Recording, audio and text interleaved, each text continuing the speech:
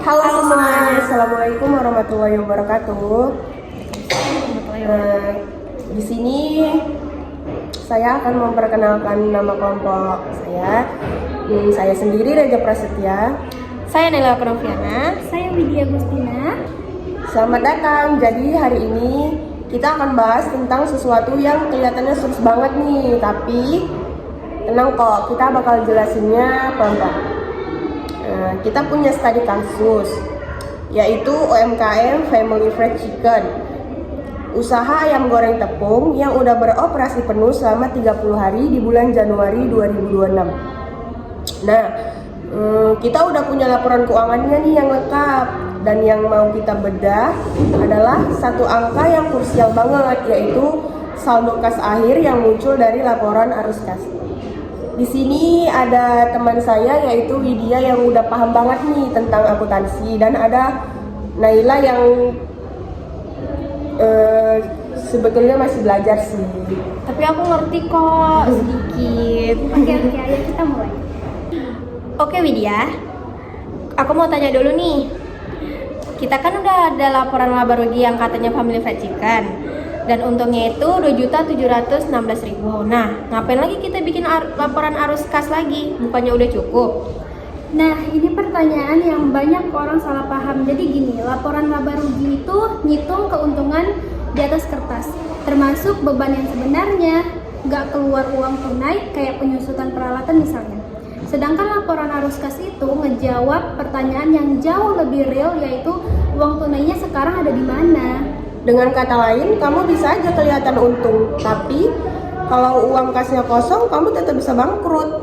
Pernah dengar istilah profitable but broke? Nah, itu maksudnya. Oh, jadi laba dan kas itu beda. Oke, masuk akal. Persis, dan makanya laporan kas itu wajib ada karena dia yang paling jujur soal kondisi keuangan suatu usaha. Oke, sekarang kita buka laporan arus kas dari Family Fried Chicken. Jadi, laporan ini dibagi jadi 3 bagian besar. Widya, tolong dijelasin. Siap, yang pertama namanya aktivitas operasional. Ini semua arus uang dari kegiatan bisnis sehari-hari. Family Fried Chicken menerima uang dari jualan ayam goreng sebesar 24 juta itu dari 800 per hari dikali 30 hari. Terus mereka keluar uang untuk beli bahan baku sebanyak 15 juta, bayar gaji karyawan plus listrik air gas sebanyak 3,500 juta, sama bayar sebagian utang ke supplier 1.500.000. Kalau dikurang-kurang, sisa berapa? 24 juta. Dikurangi semua pengeluaran itu, hasilnya plus 4 juta. Ini yang disebut arus kas bersih dari aktivitas operasi. Dan angka positif berarti bagus. Bisnis ini menghasilkan kas dari usahanya sendiri. Wah, mantap. Kalau yang kedua? Aktivitas investasi. Ini soal beli atau jual aset jangka panjang. Bulan ini mereka beli fryer tambahan tunai seharga 2 juta, jadi arus kasnya minus 2 juta. Minus? Berarti rugi dong. Bukan, minus di sini artinya mereka investasi untuk mengembangi usahanya. Justru tanda usahanya lagi tumbuh. Selama arus operasinya sehat, minus di investasi itu wajar banget. Dan yang ketiga adalah aktivitas pendanaan. Ini soal hubungan usaha sama pemiliknya. Pemilik nyetor modal tambahan 3 juta, tapi juga narik uang buat keperluan pribadi, istilahnya prive, sebesar 1.500.000, jadi bersihnya plus 1.500.000. Oke. Jadi sekarang kita punya 3 angka. Terus gimana cara dapat saldo akhirnya? Gampang banget. Kita jumlah dulu ketiganya. Ketiga arus kas bersih tadi.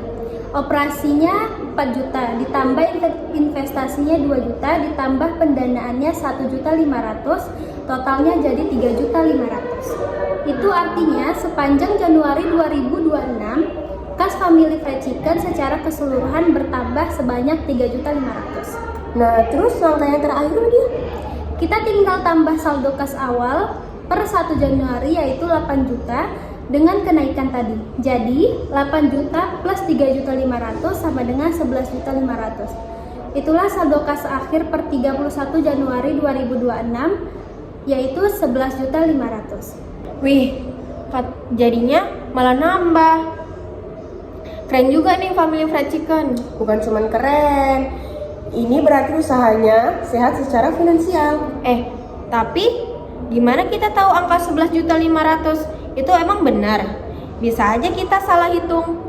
Nah, ini dia enaknya sistem akuntansi. Kita bisa ngecek silang antar laporan. Angka 11.500.000 dari laporan arus kas harus sama persis dengan dua tempat lain. Satu di buku besar, akun kas catatannya saldo awal 8 juta, total pemasukan 27 juta, total pengeluaran 23.500.000, hasilnya 11.500.000. Jadi sama. 2. Di neraca per 31 Januari, nilai kas yang tertulis juga 11.500.000. Sama juga kan? 3 laporan berbeda, satu angka yang sama. Itu artinya pencatatan nggak ada yang terlewat dan nggak ada yang salah. Oh, jadi kayak double check gitu. Kalau salah satu beda, berarti ada yang error. Betul banget. Di dalam kasus ini semuanya cocok. Jadi laporan keuangan Family Fried Chicken ini valid dan bisa dipercaya. Oke, kita sudah hampir selesai nih. Yuk kita rangkum seterusnya. Jadi intinya Family Fried Chicken punya 3 sumber arus kas: operasi, investasi, sama pendanaan. Total kenaikannya kasnya 3.500.000. Ditambah saldo awalnya 8 juta, jadi saldo kas akhirnya 11.500.000 dan angka ini konsisten di semua laporan, buku besar, neraca, dan arus kas. Artinya pencatatannya benar semua. Dan pelajaran terbesarnya yaitu untung di laba rugi itu belum cukup. Kamu juga harus pastiin kasnya sehat, karena usaha itu bisa jalan bukan dari keuntungan di atas kertas, tapi dari uang tunai yang beneran ada di tangan. Nah, itu tadi aku belum ngerti. Sekarang aku udah ngerti. Yeay, akhirnya kamu ngerti. Terima kasih semua sudah nonton video ini. Bye-bye.